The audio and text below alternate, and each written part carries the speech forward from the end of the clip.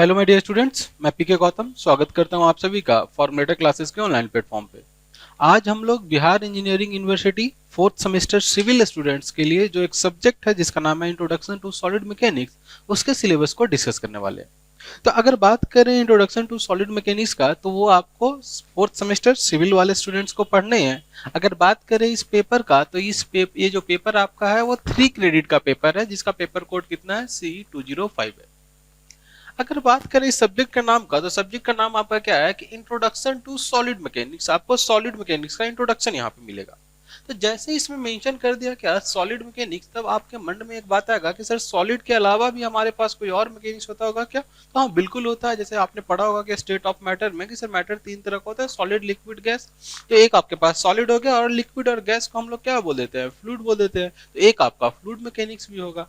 तो अगर हम बात करें मैकेनिक्स का, तो जो आपका मैकेनिक्स होता है उस मैकेनिक्स को हम लोग 3 पार्ट में पढ़ते हैं, अगर इंजीनियरिंग के पॉइंट ऑफ व्यू से बात करें तो एक आपके पास होता है इंजीनियरिंग मैकेनिक्स, और दूसरा आपके पास क्या हो जाता है, दूसरा आपके पास हो जाता है सॉलिड मैकेनिक्स, और तीसरा आपके पास कौन सा हो जाता है, तीसरा हो जाता है आपके पास फ्लूइड मैकेनिक्स।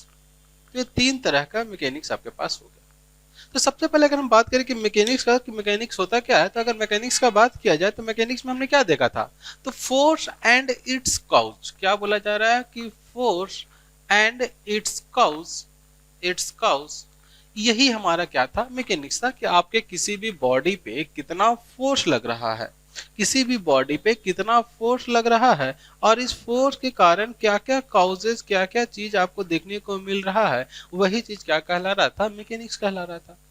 तो अब इस मैकेनिक्स का बात करें, तो जैसे सपोज कीजिए कि आपके पास ये बॉडी था, आपने इसमें फोर्स लगाया, तो फोर्स लगाने के कारण हो सकता है कि ये बॉडी मेरा क्या हो जाए, डिस्प्लेस हो जाए।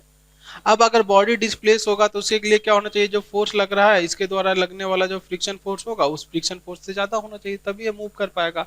तो कितना आपके पास फ्रिक्शन फोर्स लग रहा है, कितना से इसका डिस्प्लेसमेंट हुआ, क्या एक्सेलरेशन रहेगा, क्या वेलोसिटी रहेगा, तो ये सारा कुछ हमने डिस्कस किया था कहाँ पे, तो ये सारा कुछ डिस्कस किया था इंजीनियरिंग मैकेनिक्स में। अब जैसे सपोज कीजिए कि यही मेरे पास ऑब्जेक्ट है, अब इस ऑब्जेक्ट में हमने क्या किया, एक फोर्स अप्लाई किया।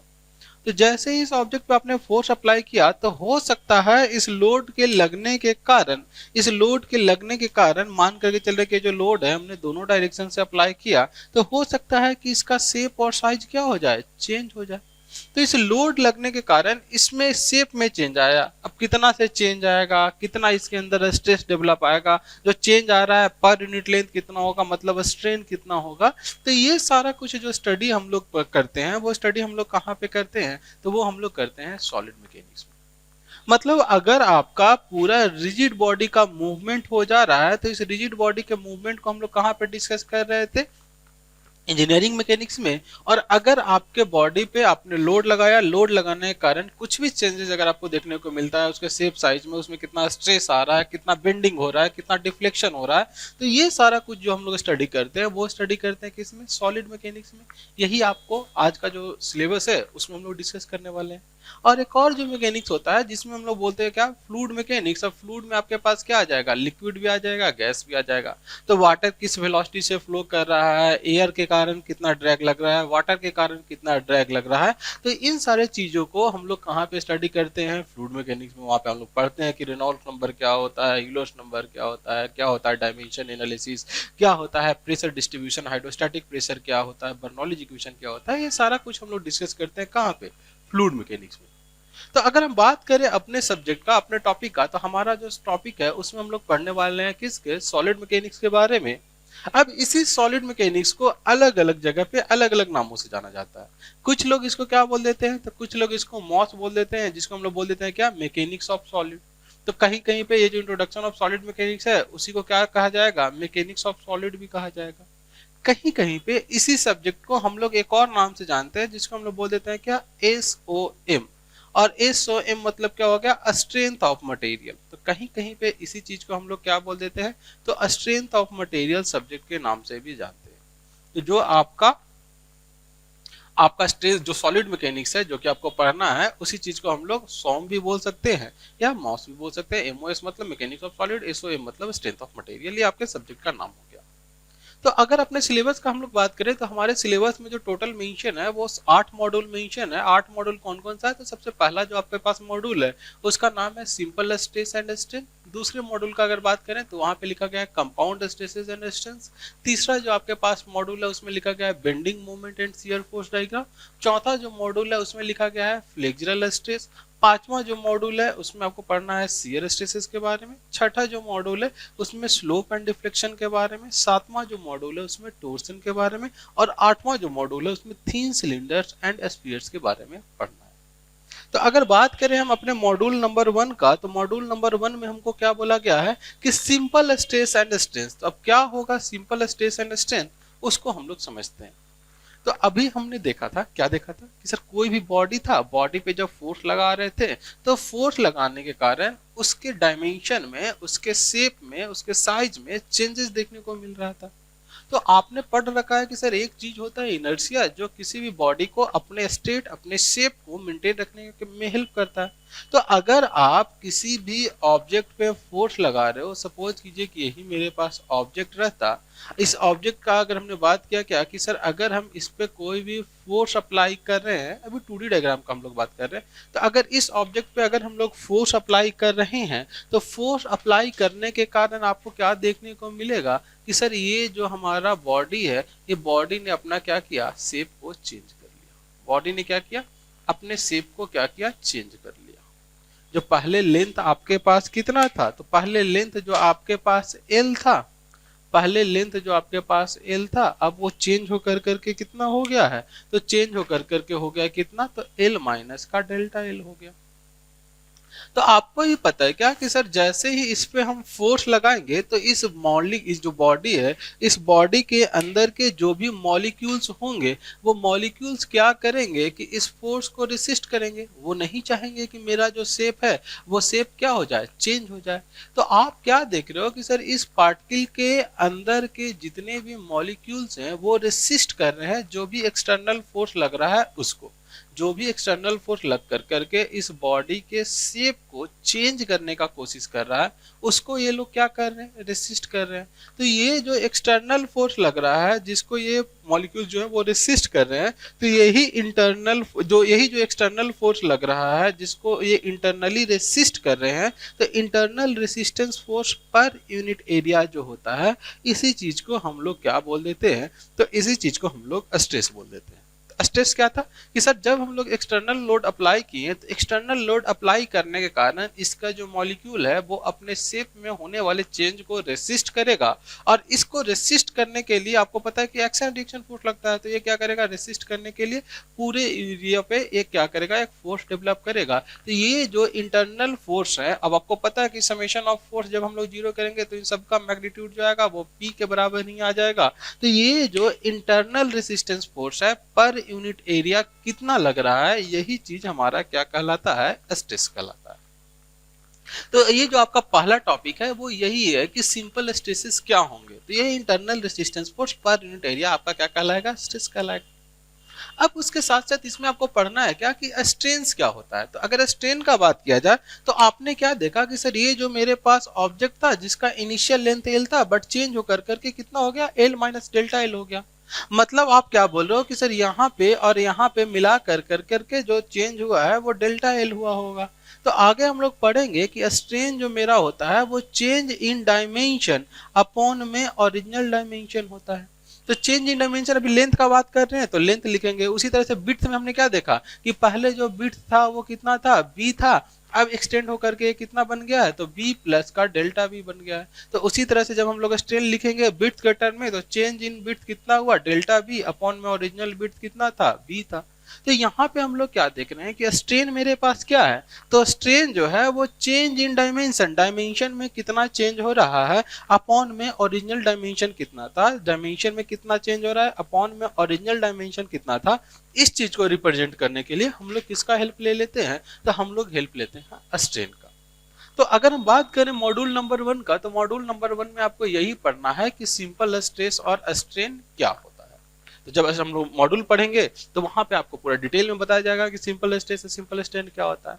तो अगर बात करें इस सिलेबस का, तो सिलेबस में आपको क्या मेंशन है, तो इसमें सबसे पहले आपको यही बताया गया है कि concept of stress and strain क्या होगा, कि स्ट्रेस क्या होगा, स्ट्रेन क्या होगा, इसके बारे में आपको बताना है। उसके बाद जो मेंशन है, इसमें मेंशन किया गया है सेंट विनेंट प्रिंसिपल के बारे में। अब सेंट विनेंट प्रिंसिपल जब हम लोग पढ़ेंगे तो वहां पे समझेंगे कि सेंट विनेंट प्रिंसिपल क्या होता है। अभी फिलहाल आप ऐसा समझिए कि जैसे सपोज कीजिए कि आपके पास एक स्पॉन्ज था, आपने क्या किया, स्पॉन्ज पे एक फोर्स लगाया। तो जब आप स्पॉन्ज पे फोर्स लगाओगे तब आप क्या देखोगे कि जिस भी पॉइंट पे आप फोर्स लगा रहे हो, क्या बोला जा रहा है, जिस पॉइंट पे आप फोर्स लगा रहे हो वहां पे तो इफेक्ट आपको ज्यादा देखने को मिलेगा, लेकिन जैसे जैसे एरिया बढ़ते जाएगा, जैसे जैसे डिस्टेंस इस फोर्स से बढ़ते जाएगा, वहां पे इस फोर्स का इफेक्ट कम होते जाएगा। बट एक्चुअली में हम लोग क्या देख रहे हैं कि हर जगह जो फोर्स लग रहा है वो सेम लग रहा है। जैसे आपने जब यहाँ पे लोड लगाया तो वहां पे के कारण आप यहाँ पे भी क्या देख रहे हो कि यहाँ पे भी सेम लोड लग रहा है। बट एक्चुअल में तो होना क्या चाहिए था कि सर अगर हम यहाँ पे लोड लगाए हैं तो इसके कारण हमारे पास कुछ ऐसा इफेक्ट देखने को मिलना चाहिए था कि जहाँ पे लोड लग रहा है वहां पे ज्यादा डिफ्लेक्शन, जहाँ पे लोड नहीं लग रहा है वहां पे कम डिफ्लेक्शन। तो इन्हीं सारी चीजों के बारे में हम लोग पढ़ेंगे जब सेंट विनांट प्रिंसिपल पढ़ रहे होंगे तब। उसके बाद इसमें आपको मेंशन है क्या कि स्ट्रेस एंड स्ट्रेन डायग्राम के बारे में आपको बताना है कि स्ट्रेस एंड स्ट्रेन डायग्राम क्या होता है। तो आगे हम लोग पढ़ेंगे अलग अलग मटेरियल के बारे में कि स्ट्रेस स्ट्रेन डायग्राम कैसा क्या होता है। तो वहां पे हम लोग पढ़ेंगे कि हुक्स लॉ क्या था। तो वहां पे हम लोग जानेंगे क्या कि हुक्स लॉ क्या था, कि हुक्स नाम के एक साइंटिस्ट थे, उन्होंने क्या बताया था कि किसी भी बॉडी पे लगने वाला जो स्ट्रेस होता है वो डायरेक्टली प्रोपोर्शनल टू स्ट्रेन होता है। लीनियर स्ट्रेस का बात करेंगे तो लीनियर स्ट्रेन के, वॉल्यूमेट्रिक स्ट्रेस का बात करेंगे वॉल्यूमेट्रिक स्ट्रेन के, तो जो भी स्ट्रेस, शियर स्ट्रेस का बात करेंगे वो शियर स्ट्रेन के प्रोपोर्शनल होगा। तो इन्होंने यही बोला था कि सर जो स्ट्रेस होता है वो स्ट्रेन के प्रोपोर्शनल होता है with in the proportional limit. Proportional limit के अंदर स्ट्रेस स्ट्रेन के प्रोपोर्शनल होता है। यहाँ से इस प्रोपोर्शनलिटी को हटाते हैं तो एक कांस्टेंट आएगा जिसको हम लोग बोल देंगे मॉडुलस ऑफ इलास्टिसिटी या यंग्स मॉडुलस ऑफ इलास्टिसिटी। अब यहाँ पे आप क्या देख रहे हो कि सर स्ट्रेस और स्ट्रेन में एक रिलेशन आ गया। तो हम लोग पढ़ेंगे कि स्ट्रेस और स्ट्रेन में क्या रिलेशन होता है और वहां पे हम लोग अलग अलग मटेरियल का डायग्राम पढ़ेंगे। तो वहां पे हम लोग देखेंगे कि जब माइल्ड स्टील का डायग्राम बनाएंगे तो माइल्ड स्टील का जो हमारे पास डायग्राम बनेगा वो कुछ ऐसा बनेगा। यहाँ पे हम लोग देखेंगे कि ये मेरे पास प्रोपोर्शनल पॉइंट रहेगा, ये मेरे पास इलास्टिक पॉइंट रहेगा, ये मेरे पास अपर रिल्ड पॉइंट, ये मेरे पास लोअर रिल्ड पॉइंट, अगेन यहाँ से नेकिंग जोन मेरा स्टार्ट होगा, ये मेरे पास अल्टीमेट स्ट्रेस पॉइंट रहेगा और ये हमारे पास फ्रैक्चर पॉइंट हो जाएगा। तो अलग अलग पढ़ेंगे कि कैसे ये आपके पास मटेरियल के जो डायग्राम आया वो कैसे आया। तो वहाँ पे हम लोग पढ़ेंगे कि यूनिवर्सल टेस्टिंग मशीन होता है, उसमें हम लोग टेस्ट करते हैं, टेस्ट करने के बाद लोड का मतलब फोर्स हम लोग अप्लाई करते रहते हैं और एरिया आपको पता ही रहता है, उसके करस्पॉन्डिंग आपको स्ट्रेस का वैल्यू पता चल जाता है और कितना चेंज इन लेंथ हो रहा है, ओरिजिनल लेंथ क्या था उससे आपको स्ट्रेन का वैल्यू पता चल जाएगा और फाइनली कुछ आपका ऐसा डायग्राम देखने को मिलेगा। तो ये हमारे पास क्या था, स्ट्रेस स्ट्रेन डायग्राम के बारे में था। नेक्स्ट हम लोग पर इसमें आपको मेंशन किया गया है इलास्टिसिटी एंड प्लास्टिसिटी के बारे में कि कौन सा मटेरियल इलास्टिक होगा, कौन सा मटेरियल प्लास्टिक होगा। तो इलास्टिसिटी आपको पता है कि सर अगर आपने लोड लगाया तो उसके शेप, उसके डायमेंशन में चेंज आएगा, लेकिन जैसे ही अगर आप लोड हटा देते हो तो वापस से जिस पाथ से वो अपना शेप चेंज किया था उसी पाथ से और इंस्टेंटली अगर अपने शेप को वो रिगेन कर लेता है तो वैसे मटेरियल को हम लोग इलास्टिक मटेरियल बोल देंगे। और अगर उसमें परमानेंट डिफॉर्मेशन आ जाता है, अगर उस मटेरियल के शेप साइज में परमानेंटली चेंज आ जाता है तो वैसे मटेरियल को हम लोग प्लास्टिक मटेरियल बोल देते हैं। तो ये आपके पास इलास्टिसिटी एंड प्लास्टिसिटी के बारे में पढ़ना है। उसके बाद आपको स्ट्रेस कितने टाइप का होगा, डायरेक्ट स्ट्रेस क्या होगा, नॉर्मल स्ट्रेस क्या होगा, शियर स्ट्रेस क्या होगा, टेंसाइल स्ट्रेस क्या होगा, कंप्रेसिव स्ट्रेस क्या होगा, वॉल्यूमेट्रिक स्ट्रेस क्या होगा, अलग अलग टाइप के स्ट्रेस के बारे में और अलग अलग टाइप के स्ट्रेन के बारे में पढ़ना है। उसके बाद यही हुक्स लॉ के बारे में पढ़ना है कि हुक्स लॉ क्या होता है। अगेन उसमें आपके पास स्ट्रेस स्ट्रेन डायग्राम पढ़ना है, माइल्ड स्टील के बारे में। फिर आपको पढ़ना है कि वर्किंग स्ट्रेस क्या होता है, फैक्टर ऑफ सेफ्टी क्या होता है, उसके बाद लैटरल स्ट्रेन क्या होता है, पॉइजन रेशियो क्या होता है। तो जैसे अभी यहीं पे देख लीजिए हमने क्या देखा कि सर एक डायमेंशन में मेरे पास से जो लेंथ है वो बढ़ रहा है, दूसरे डायरेक्शन में जो डायमेंशन है वो घट रहा है। तो वहीं से हम लोग पढ़ेंगे एक टर्म जिसको हम लोग बोल देते हैं पॉइजन रेशियो। पॉइजन रेशियो क्या कहता है, तो पॉइजन रेशियो कहता है कि सर आपका लैटरल डायरेक्शन में कितना स्ट्रेन आ रहा है अपॉन में लॉन्गिट्यूडनल डायरेक्शन में कितना स्ट्रेन आ रहा है, इन्हीं का जो रेशियो होता है वही मेरा म्यू कहलाता है। वहां पे हम लोग देखेंगे कि सर अगर मेरे पास ये ऑब्जेक्ट है और इस पे अगर ये फोर्स जो लग रहा है वो इस डायरेक्शन में लग रहा है तो ये जो डायरेक्शन रहेगा ये डायरेक्शन आपका कहलाएगा लॉन्गिट्यूडनल डायरेक्शन और इसके परपेंडिकुलर जो डायरेक्शन रहेगा वो क्या कहलाएगा आपका, वो कहलाएगा लैटरल डायरेक्शन। तो ये आपके पास लेटरल डायरेक्शन हो जाएंगे, और ये जो मेन डायरेक्शन आपके पास है जिसमें आपका फोर्स लग रहा है उसको लॉन्गिट्यूडनल डायरेक्शन कह देंगे। तो इस डायरेक्शन में हमने क्या देखा कि मेरा जो लेंथ था वो कम हो रहा था, मतलब लॉन्गिट्यूडनल में आपके पास कम हो रहा है, और अगर लेटरल का बात करें तो लेटरल में ये बढ़ रहा है। मतलब लेटरल में लिखना होता तो कितना लिख देते, समेशन चेंज इन अगर विड्थ का बात कर रहे थे यहाँ पे तो डेल्टा बी अपॉन में बी हो जाता, अपॉन में अगर लॉन्गिट्यूडनल का बात करते तो डेल्टा एल बाई एल हो जाता। अब चूंकि निगेटिव था तो निगेटिव लगा देंगे, पहले से यहाँ निगेटिव था, निगेटिव निगेटिव मिल करके क्या हो जाएगा, पॉजिटिव हो जाएगा। बाकी जब हम लोग पढ़ेंगे कि पॉइजन रेशियो क्या होता है वहां पे डिटेल से समझेंगे कि अलग अलग मटेरियल का कितना पॉइजन रेशियो होगा, कंक्रीट का क्या होगा, कॉर्क का क्या होगा, या स्टील का क्या होगा, ये अलग अलग चीज के बारे में हम लोग पढ़ेंगे। नेक्स्ट जब हम लोग बात करेंगे तो इसमें आपको पढ़ना है किसके बारे में, वॉल्यूमेट्रिक स्ट्रेन के बारे में पढ़ना है। तो अभी हमने देखा कि सर अलग अलग टाइप का स्ट्रेस होता है, उसमें वॉल्यूमेट्रिक स्ट्रेस की वॉल्यूम में कितना चेंज आ रहा है या वॉल्यूम में कितना चेंज आ रहा है तो वो वॉल्यूमेट्रिक स्ट्रेन कहलाएगा। अगेन इसमें हम लोग बात करेंगे किसके बारे में, तो इसमें आपको पढ़ना है elastic modulus and relation between them. मतलब आपके पास तीन तरह का इलास्टिक कांस्टेंट आ जाते हैं, जिसमें हम लोग मतलब चार तरह का आ जाते हैं, जिसमें आपके पास यंग्स मॉडुलस ऑफ इलास्टिसिटी यहाँ पे ये देख लिया। अगर आप यहाँ पे शियर स्ट्रेस लेते हैं तो shear stress directly proportional to shear strain, वहां से जो कांस्टेंट आता वो शियर मॉडुलस जी का वैल्यू आ जाता। उसी तरह से आप बल्क स्ट्रेस लेते तो बल्क स्ट्रेस में आपके पास बल्क मॉडुलस ऑफ इलास्टिसिटी के आ जाता है। तो ये हम लोग अलग अलग तरह का देखते हैं। यहाँ पे आपके पास एक म्यू आ गया, तो इन चारों में क्या रिलेशन है वहां पे हम लोग पढ़ेंगे ऐसा कुछ, equal to 2g into one plus का mu equal to 3k into one minus का 2 म्यू, ऐसा ऐसा रिलेशनशिप हम लोग देखेंगे। तो वही लिखा गया क्या कि क्या होता है रिलेशनशिप, इन सबको हम लोग डेरिवेशन करेंगे, डिराइव करेंगे और देखेंगे कि कैसे ये फॉर्मूला आता है। तो वही यहाँ पे आपको मेंशन किया गया सिलेबस में क्या कि क्या होता है relationship between elastic modulus, elastic modulus जो अलग अलग होते हैं उसमें क्या क्या रिलेशन होता है वो आपको पढ़ना है। अगेन इसमें पढ़ना है क्या कि bars of varying section. Bars of varying section का मतलब क्या हो गया कि आपके पास अभी तो हमने क्या देखा था कि ये यूनिफॉर्म बार था जिसपे हम लोग लोड लगा रहे थे। हो सकता है कि ये जो बार रहता हमारे पास टैपर्ड फॉर्म में रहता, तो इस केस में क्या आएगा, हो सकता है कि ये सर्कुलर पोर्शन रहता है, यहाँ पे भी सर्कुलर रहता है तो इस केस में क्या हो जाता, या अलग अलग क्रॉस सेक्शन का रहता है तो वहां पे क्या हो जाएगा। तो वही लिखा गया है क्या कि बार्स ऑफ वेरिंग के सेक्शन के केस में आपके पास क्या आएगा, स्ट्रेस क्या आएगा, स्ट्रेन, वो सब के बारे में हमको पढ़ना है। अगेन पढ़ना है कि इसके बारे में कंपोजिट वार के बारे में। अब कंपोजिट वार क्या होगा कि सर जैसे मान लेते हैं क्या कि एक मटेरियल मेरे पास था, जैसे कि आप वायर देखते हो तो वायर में क्या देखते हो कि ऊपर में प्लास्टिक है, अंदर में कॉपर रहता है या एल्यूमिनियम रहता है, जो भी वायर आप यूज करते हो। तो एक मटेरियल बाहर से कुछ और है और अंदर में मटेरियल कुछ और है, तो दोनों मटेरियल का जब प्रॉपर्टी अलग अलग है तो जब आप लोड लगाओगे, लोड लगाने के कारण इसमें स्ट्रेस अलग अलग डेवलप होगा, स्ट्रेन अलग अलग डेवलप होगा। तो ये कंपोजिट मटेरियल के केस में हमारे पास कितना स्ट्रेस आता है या कितना स्ट्रेन आता है वो हम लोग भी डिस्कस करेंगे। तो वही नेक्स्ट लिखा गया था कंपोजिट वार्स के बारे में।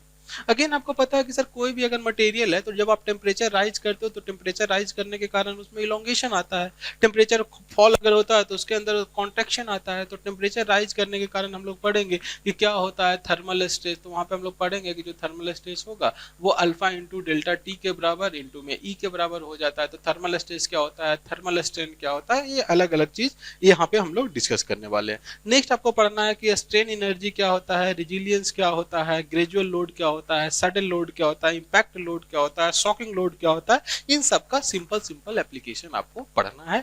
ये आपका क्या है यूनिट नंबर 1 में। तो अगर यूनिट नंबर 1 का बात करें तो यूनिट नंबर 1 का जो भी टॉपिक होगा अभी आपको यहाँ पे दिखाई दे रहा होगा, जो जो मैंने बोला वो सारा आपके पास यूनिट नंबर 1 का सिलेबस रहेगा। नेक्स्ट हम लोग अब आ जाते हैं किसमें, यूनिट नंबर 2 में। तो यूनिट नंबर 2 का अगर बात करेंगे तो वहां पे आपको पढ़ना है compound stress and compound stress के बारे में। तो अभी जब हम लोग पढ़ रहे थे तब हमने क्या देखा कि सर हमारे पास जो स्ट्रेस था वो सिंपल स्ट्रेस और स्ट्रेन था। अब दूसरा जो आपके पास आ गया वो आ गया कंपाउंड स्ट्रेस एंड स्ट्रेन आ गया। तो अब कंपाउंड स्ट्रेस क्या होगा या कंपाउंड स्ट्रेन क्या होगा, अब उसके बारे में हम लोग जिक्र कर लेते हैं। तो अगर बात करें कंपाउंड स्ट्रेस और स्ट्रेन का तो समझिएगा कि जैसे आपके पास यही सेम मटेरियल था, ठीक है, सेम सेक्शन। हमने क्या किया कि यही मेरे पास मटेरियल था, अब इस पे मैंने क्या किया कि एक लोड लगाया। जब लोड लगाएंगे तो इस लोड को लगाने के लिए अभी आप क्या देख रहे थे कि आपके पास सिर्फ नॉर्मल लोड लग रहा था, इस सेक्शन के परपेंडिकुलर फोर्स लग रहा था। जरूरी थोड़ी है कि ऐसा फोर्स लगे, आप इस सेक्शन के पैरेलल एक ऐसा फोर्स भी अप्लाई कर सकते हो, इस सेक्शन के पैरेलल आप एक ऐसा फोर्स भी लगा सकते हो।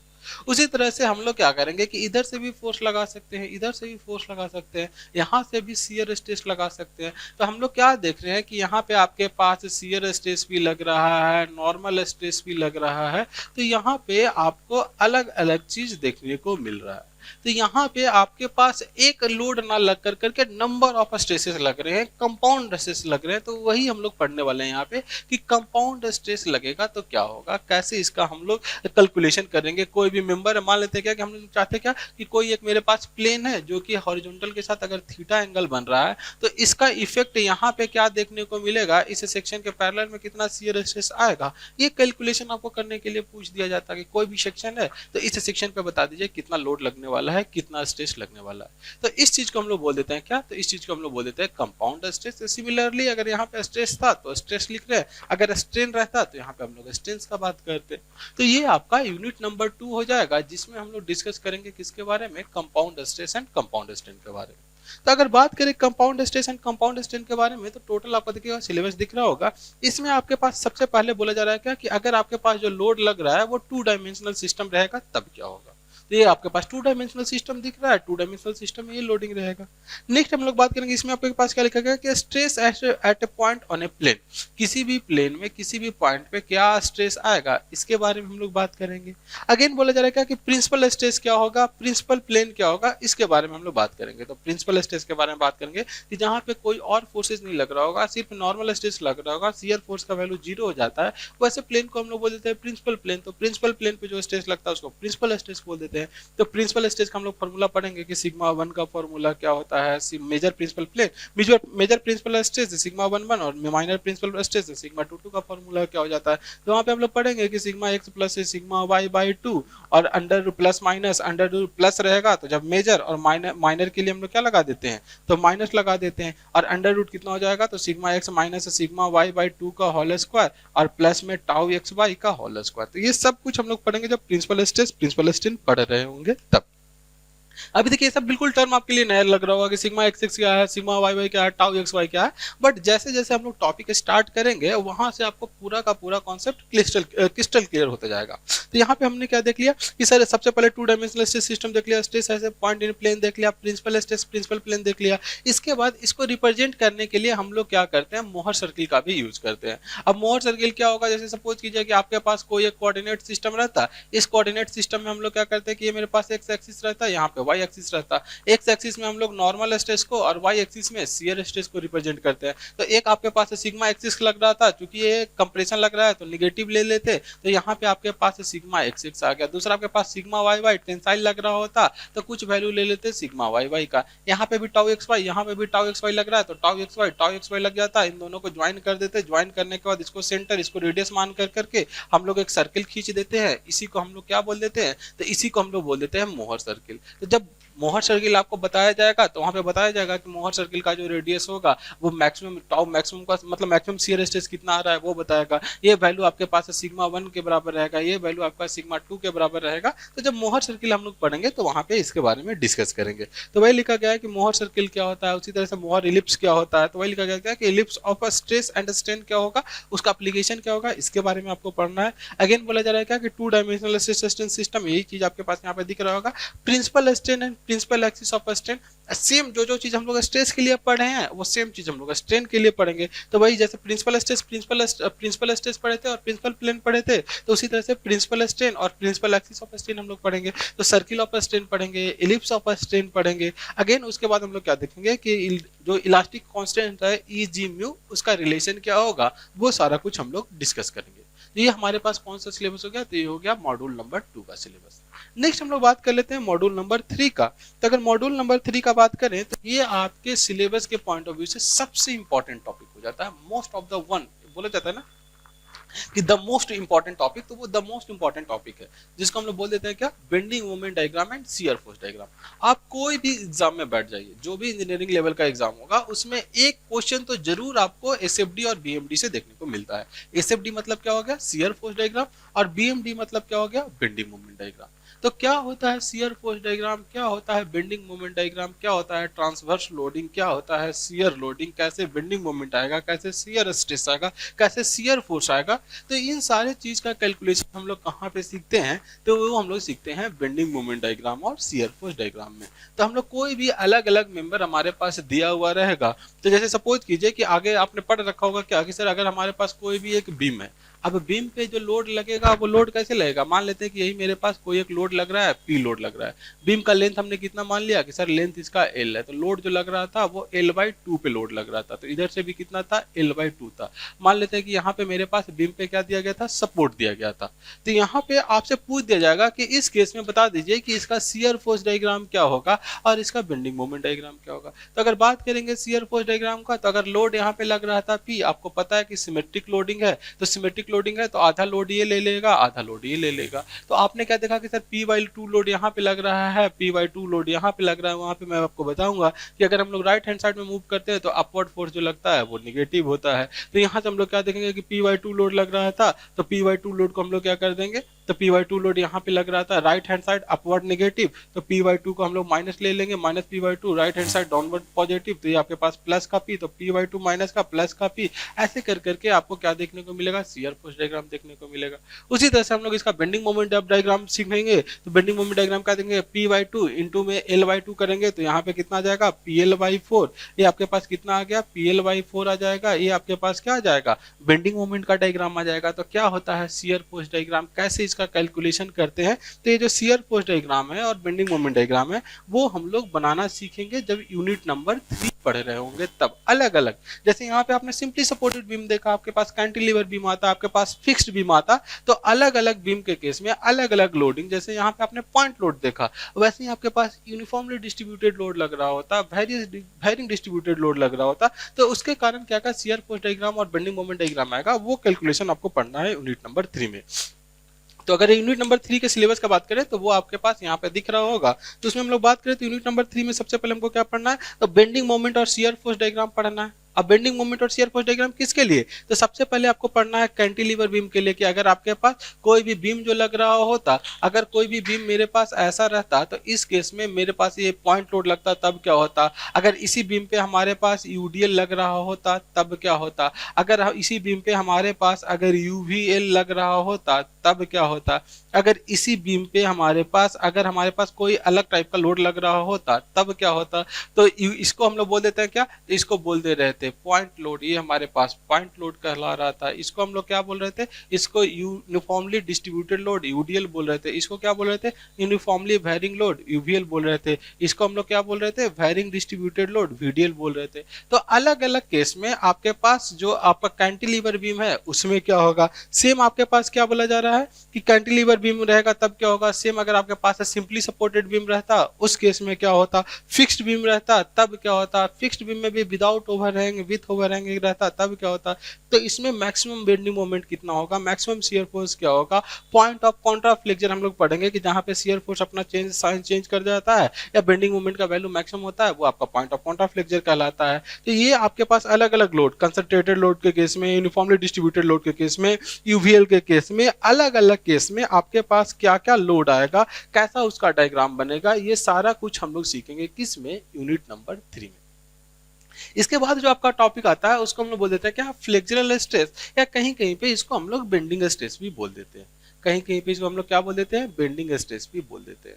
अब बेंडिंग स्ट्रेस क्या होगा वो समझिए, जैसे सपोज कीजिए कि यही आपके पास बीम था, अब इस बीम पे आपने क्या किया, तो इस बीम पे आपने एक लोड लगाया, तो लोड लगाने के कारण ये जो आपका बीम है, ये बीम क्या होगा, कुछ ऐसे बेंड करेगा। तो ये कितना से बेंड करेगा, यही चीज हम लोग को यहाँ पे पढ़ना है कि बेंडिंग क्या होता है। वहां पे हम लोग पढ़ेंगे bending equation sigma by I equal to sigma by y equal to M by I equal to कितना हो जाता है, ई बाई आर हो जाता है। तो ये क्या होता है बेंडिंग इक्वेशन या क्या होता है फ्लेक्सुरल इक्वेशन, ये हम लोग पढ़ेंगे कि यहाँ पे स्ट्रेस है, ये मैक्सिमम डिस्टेंस हो जाएगा, ये मोमेंट बेंडिंग मोमेंट हो जाएगा, moment of inertia, modulus of elasticity, radius of curvature, अलग अलग टर्म होता है। तो जब हम लोग ये टॉपिक पढ़े रहे होंगे फ्लेक्सुरल स्ट्रेस या बेंडिंग स्ट्रेस, वहाँ पे हम लोग डिस्कस करेंगे। तो अगर बात करें यूनिट नंबर 4 के सिलेबस का, तो आपके सामने दिखाई दे रहा होगा कि इसमें क्या क्या सिलेबस है। तो सबसे पहला अगर टॉपिक का बात करें तो इसमें आपको ये पढ़ना है कि क्या क्या हम लोग एजम्पशंस लेते हैं। तो हम लोग पढ़ेंगे कि जैसे कि स्ट्रेस जो स्ट्रेन का डिस्ट्रीब्यूशन होता है वो लीनियर होता है, क्यों ये एजम्पशंस लेते हैं, या होमोजीनियस होगा मेरा मटेरियल, आइसोट्रोपिक होगा मेरा मटेरियल। तो ये जो एजम्पशंस है वो कौन कौन से एजम्पशंस हम लोग लेते हैं जब फ्लेक्सुरल स्ट्रेस पढ़ रहे होते हैं, उसके बारे में हम लोग डिस्कस करेंगे। ये जो आपका इक्वेशन लिखा गया है sigma y by M by I E by R, इसका डेरिवेशन आपको पढ़ना है, दिख रहा होगा सिलेबस में। नेक्स्ट आपके पास बोला जाता है क्या कि न्यूट्रल एक्सिस का डिटर्मिनेशन हम लोग कैसे करते हैं, बेंडिंग स्ट्रेस का कैलकुलेशन अलग अलग सेक्शन के, रेक्टेंगुलर के केस में क्या होगा, सर्कुलर के केस में क्या होगा, अगर सर्कुलर मेरा हॉलो रहा तब क्या होगा, रेक्टेंगुलर हॉलो रहा तब क्या होगा, आई सेक्शन के लिए क्या होगा, टी सेक्शन के लिए क्या होगा, एंगल के लिए क्या होगा, चैनल के लिए क्या होगा, कैसे हम लोग सिंपली बीम का डिजाइन करते हैं, ये सारा कुछ आपको पढ़ना है किस में, जब हम लोग फ्लेक्सुरल स्ट्रेस पढ़ रहे होंगे तब। नेक्स्ट जो इसके बाद आपके पास टॉपिक आता है उसको हम लोग बोल देते हैं शियर स्ट्रेस। तो अभी हमने शियर फोर्स देखा था कि शियर फोर्स डायग्राम क्या होता है, अब यहाँ पे बोला जा रहा है शियर स्ट्रेस क्या होता है। तो ऐसे हम लोग पढ़ेंगे कि जब शियर स्ट्रेस का बात किया जाएगा तो हम लोग पढ़ेंगे वहाँ पे कि शियर स्ट्रेस का फॉर्मूला होता है V A y one upon में आई वी, जहाँ पे वी आपके पास क्या हो जाएगा, शियर फोर्स हो जाएगा, ए क्या हो जाएगा, क्रॉस सेक्शनल एरिया, वाई क्या हो जाएगा, न्यूट्रल एक्सिस से कितना डिस्टेंस है, आई क्या हो जाएगा, मोमेंट ऑफ इनर्शिया, बी क्या हो जाएगा, विड्थ ऑफ सेक्शन। तो वहाँ पे अलग अलग सेक्शन के लिए, जैसे सपोज कीजिए कि यही मेरे पास आई सेक्शन रहता, तब हम लोग देखते हैं कि इसका शियर स्ट्रेस का डिस्ट्रीब्यूशन जो है वो कैसा बनता है। तो यहाँ पे आपको ऑब्जेक्टिव में भी पूछा जा सकता है, थ्योरी में भी पूछा जा सकता है कि इसका आप स्ट्रेस डिस्ट्रीब्यूशन बताइए। तो हम लोग देखेंगे क्या कि नीचे में आपके पास क्या आ रहा है, बी आ रहा है। बी आ रहा है मतलब कि अगर विड्थ बढ़ेगा तो शियर स्ट्रेस कम रहेगा, विड्थ कम होगा तो शियर स्ट्रेस बढ़ेगा। तो इसका जब हम लोग शियर स्ट्रेस का डायग्राम बनाते हैं तो शियर स्ट्रेस का डायग्राम आपको कुछ कैसा दिखाई देता है, यहाँ पे आपके पास कुछ विड्थ कम था, विड्थ ज्यादा था, शियर स्ट्रेस कम रहेगा, यहाँ पे अचानक से विड्थ कम हुआ है, शियर स्ट्रेस बढ़ जाएगा।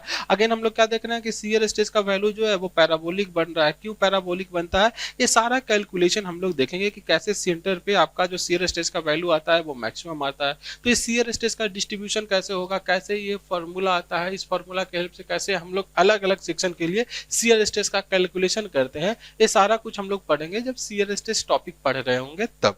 तो अगर सिलेबस का बात किया जाए यूनिट 5 का, तो आपके सामने दिखाई दे रहा होगा, इसमें क्या लिखा गया, डेरिवेशन ऑफ द फॉर्मूला। यही formula tau equal to V A y one upon में आई वी, इसका डेरिवेशन आपको पढ़ना है। शियर स्ट्रेस डिस्ट्रीब्यूशन आपको पढ़ना है अलग अलग सेक्शन में। अलग अलग सेक्शन मतलब रेक्टेंगुलर के केस में क्या होगा, सर्कुलर के केस में क्या होगा, ये जो आई सेक्शन है आई सेक्शन के केस में क्या होगा, टी सेक्शन के केस में क्या होगा, या एंगल सेक्शन के केस में क्या होगा, ये सारा कुछ हमको पढ़ना है किसमें, शियर स्ट्रेसेस में पढ़ना है। उसके बाद आपके पास आ जाएगा module number 6। Again module number 6 है जो again one of the most important topic. तो ये जो दो आपका टॉपिक है, बेंडिंग मोमेंट डायग्राम और शियर फोर्स डायग्राम, और उसके साथ साथ ये स्लोप डिफ्लेक्शन, ये बहुत इंपॉर्टेंट है। यही आपका आगे का जो सब्जेक्ट है, जो स्ट्रक्चरल एनालिसिस हो गया, जो आरसीसी हो गया, उसका बेसिक जो आपका है वो यहीं से मिलेगा। तो इसके बाद हम लोग पढ़ेंगे slope and deflection. Slope and deflection में अलग अलग मेथड होता है। तो यहाँ पे हम लोग देखेंगे क्या कि सर डायरेक्ट फॉर्मूला कैसे आएगा स्लोप एंड डिफ्लेक्शन का, कैसे हम लोग क्या करेंगे कि अलग अलग सेक्शन अलग अलग मेथड का यूज कर करके कैसे स्लोप निकालेंगे, कैसे डिफ्लेक्शन निकालेंगे। जैसे एक हम आपको दिखाते हैं कि मान लेते क्या कि यही मेरे पास एक कैंटिलीवर बीम रहता, अगर यही कैंटिलीवर बीम रहता और इसी कैंटिलीवर बीम का अगर बात किया जाता कि स्लोप कितना होगा, डिफ्लेक्शन कितना होगा, तो हम लोग क्या देखेंगे कि सर इस लोड के लगने के कारण ये जो बीम है, ये बीम कुछ ऐसे हो जाएगा। तो यहां से ये वाला जो पोर्शन है इसको हम लोग बोल देते हैं डिफ्लेक्शन। अगर पॉइंट लोड का बात किए कि ये लोड P लग रहा होगा, अगर ये लेंथ L होगा, तो हम लोग पढ़ेंगे कि सर ये जो डिफ्लेक्शन आता है वो PLQ अपॉन में 3EI आ जाता है। वहीं अगर बात करें कि ये हॉरिजॉन्टल के साथ कितना एंगल पे मुड़ा है, ये एंगल आपका क्या कहलाएगा, स्लोप कहलाएगा। तो वहां पे हम लोग देखेंगे कि स्लोप जो हमारे पास आएगा वो PL² अपॉन में 2EI आ जाएगा। तो कैसे ये स्लोप आ रहा है, कैसे ये डिफ्लेक्शन आ रहा है, ये तो सिर्फ एक लोडिंग हो गया। ऐसे ही आपके पास UDL लग रहा होता, ऐसे ही आपके पास UVL लग रहा होता, ये कैंटिलीवर बीम है, उसी तरह से आपके पास सिंपली सपोर्टेड बीम रहता, ओवरहैंग बीम रहता, फिक्स्ड बीम रहता। तो अलग अलग बीम के केस में, अलग अलग लोडिंग के केस में क्या डिफ्लेक्शन आएगा, क्या स्लोप आएगा, कौन से मेथड से इसका हम लोग कैलकुलेशन करते हैं, ये सारा कुछ हम लोग पढ़ेंगे यूनिट नंबर 6 में। तो अगर यूनिट नंबर 6 के सिलेबस का बात किया जाए तो सिलेबस में आपको क्या मेंशन है, तो आपको स्लोप एंड डिफ्लेक्शन पढ़ना है। उसमें आपको पढ़ना है relation between moment, slope and deflection की क्या होता है, मोमेंट और स्लोप और डिफ्लेक्शन में रिलेशनशिप, वो हम लोग पढ़ेंगे कि EI इंटू में DM स्क्वायर अपन में DY स्क्वायर जो आपके पास होता है वो स्लोप के बराबर हो जाएगा। उसको एक बार इंटीग्रेट करेंगे स्लोप मिलेगा, एक बार इंटीग्रेट करेंगे डिफ्लेक्शन मिलेगा, दो बार इंटीग्रेट करेंगे तो डिफ्लेक्शन मिलेगा। तो जैसे दो बार इंटीग्रेट करें, इस मेथड का नाम डबल इंटीग्रेशन मेथड देख लिए। उसी तरह से area movement diagram, area movement method होता है। तो अलग अलग मेथड के बारे में हम लोग यहाँ पे देखने वाले हैं। तो अगर स्लोप और डिफ्लेक्शन मेथड का बात किया जाए तो इसके सिलेबस में आपको क्या मेंशन है, relationship between moment slope and deflection क्या होगा, हमारे पास मोमेंट निकालने का जो मैकेले मेथड होता है वो कैसे हम लोग करते हैं, मोमेंट एरिया मेथड क्या होता है, मैकेले मेथड क्या होता है, डबल इंटीग्रेशन मेथड क्या होता है। तो ये अलग अलग मेथड जो हम लोग स्लोप और डिफ्लेक्शन निकालने के लिए सीखते हैं उनके बारे में आपके सिलेबस में मेंशन है। इसके बाद जो नेक्स्ट आपके पास आ जाता है वो आ जाता है क्या, टोर्जन। जैसे हमने बेंडिंग में पढ़ा था, बेंडिंग में क्या पढ़ा था हमने कि सर हमारे पास बेंडिंग इक्वेशन होता है कि sigma by y M by I E by R होता है। तो जैसे यहाँ पे आपके पास आपने क्या देखा, sigma y by M by I E by R, जैसे यहाँ पे ये रिलेशन होता है उसी तरह से हम लोग जब टॉर्जन पढ़ते हैं तो टॉर्जन में भी पढ़ते हैं क्या कि टाउ बाई आर। उसी तरह जैसे यहाँ पे m है तो यहाँ पे जैसे e है तो वहाँ पे हम लोग जी थीटा बाई एल पढ़ेंगे, जैसे सिग्मा टाउ बाई आर है तो यहाँ पे हम लोग टी बाई, यहाँ पे मोमेंट ऑफ इनर्शिया, यहाँ पे polar moment of inertia T by J हम लोग पढ़ते हैं। तो सेम इसी के जैसा यहाँ पे भी देखने को मिला, यहाँ पे आपके पास नॉर्मल स्ट्रेस था या बेंडिंग स्ट्रेस था, यहाँ पे आपके पास शियर स्ट्रेस आ जाता है। यहाँ पे आपके पास यंग मॉडुलस ऑफ इलास्टिसिटी था, यहाँ पे आपके पास मॉडुलस ऑफ रिजिडिटी आ जाता है या शियर मॉडुलस आ जाता है। तो जो कम यहाँ पे नॉर्मल स्ट्रेस वो कम आपका यहाँ पे शियर स्ट्रेस, यहाँ पे आपके पास बेंडिंग मोमेंट था, यहाँ पे आपके पास टॉर्जन आ जाता है, यहाँ पे आपके पास मोमेंट ऑफ इनर्शिया था, यहाँ पे आपके पास पोलर मोमेंट ऑफ इनर्शिया है, यहाँ पे आपके पास न्यूट्रल एक्सिस से डिस्टेंस था, अगेन ये भी आपके पास न्यूट्रल एक्सिस से डिस्टेंस हो जाता है, यहाँ पे आपके पास रेडियस ऑफ कर्वेचर हो जाता है, यहाँ पे लेंथ ऑफ शाफ्ट हो जाता है। मतलब अगर कोई भी हमारे पास ये शाफ्ट रहता और इस शाफ्ट पे अगर हम कोई भी टॉर्जन लगाते तो टॉर्जन के कारण कितना से शाफ्ट मुड़ेगा, ये सारा कैलकुलेशन हम लोग सीखते हैं किस में, टॉर्जन में। तो भाई यहाँ पे लिखा गया है क्या कि अगर सिलेबस का बात किया जाए टॉर्जन का तो सबसे पहले लिखा गया क्या कि derivation of torsional equation and it's assumption. तो जैसे हम लोग फ्लेक्सुरल में हम लोग एजम्पशंस पढ़े थे वैसे ही टॉर्जन में एजम्पशंस पढ़ेंगे। उसके बाद ये जो फॉर्मूला है उस फॉर्मूला का डेरिवेशन देखेंगे, देखिएगा सिलेबस में सब कुछ ऐसे लाइन बाय लाइन मेंशन है। क्या बोला जा रहा है, application of equation of the hollow and solid circular shaft का हम लोग कहाँ पे एप्लीकेशन करते हैं, क्या क्या यूज है, कहाँ पे सॉलिड यूज होगा, कहाँ पे मेरे पास हॉलो यूज होगा, इसके बारे में हम लोग पढ़ेंगे। उसी तरह से जी के बारे में पढ़ेंगे कि टॉर्सनल रिजिडिटी क्या होता है, combined torsion and bending of circular shaft. अगर आपके पास बेंडिंग भी लग रहा होगा और टॉर्जन भी लग रहा होगा तब आपके पास क्या इफेक्ट देखने को मिलेगा। उसके बाद हम लोग पढ़ेंगे कि प्रिंसिपल स्ट्रेस क्या होगा, मैक्सिमम शियर स्ट्रेस क्या होगा अंडर कंबाइंड लोडिंग, जैसे हमने पढ़ा था ना कि कंपाउंड स्ट्रेस क्या होता है। तो उसी तरह से जब दो अलग अलग लोड लग रहा होगा उसके कारण मैक्सिमम प्रिंसिपल स्ट्रेस का वैल्यू कितना आएगा, उसका फॉर्मूला कैसे आएगा, वो सारे फॉर्मूला का डेरिवेशन हम लोग यहाँ पे देखेंगे। उसी तरह से इसमें एक चीज और मेंशन है क्या कि analysis of coiled helical spring. मतलब आप बोल सकते हैं कि इसमें एक और टॉपिक को मर्ज कर दिया गया जिसको हम लोग क्या बोल रहे हैं, स्प्रिंग बोल रहे हैं। तो यहाँ पे हम लोग थोड़ा सा स्प्रिंग के बारे में भी पढ़ लेंगे। तो ये आपके पास यूनिट नंबर 7 रहेगा। नेक्स्ट अगर हम लोग बात करेंगे तो यूनिट नंबर 8 है। यूनिट नंबर 8 में हमको थिन सिलेंडर और स्फीयर्स के बारे में पढ़ना है। उसमें हम लोग फॉर्मूला पढ़ेंगे कि हुप स्ट्रेस क्या होता है, लॉन्गिट्यूडनल स्ट्रेस क्या होता है किसी सिलेंडर के लिए, किसी स्फीयर के लिए, या फिर अगर बात किया जाए क्या कि कोई डबल लेयर बबल है तो बबल में क्या होगा, अगर सिलेंडर है तो सिलेंडर में क्या होगा, हुप स्ट्रेस का फॉर्मूला कैसे, सिग्मा एच अपन 2d ऐसे करते हैं, सिग्मा एच अपन 4d कैसे करते हैं। तो ये हुप स्ट्रेस लॉन्गिट्यूडनल स्ट्रेस में क्या रिलेशन है, क्या वो ट्वाइस होता है, हाफ होता है, क्या होता है, ये सारा कुछ हम लोग कैलकुलेट करना सीखेंगे कहाँ पे, तो यूनिट नंबर 8। तो चूंकि ये एक इंट्रोडक्शन का पार्ट था, इंट्रोडक्शन वीडियो था जिसमें हम लोगों को सिलेबस के बारे में बताना था कि सिलेबस में हमारे पास क्या क्या मेंशन है, तो वो हमने देख लिया।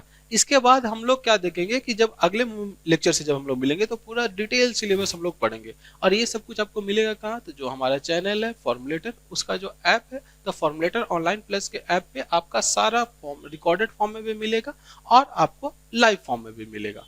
तो हम लोग मिलते हैं अगले क्लास में। धन्यवाद।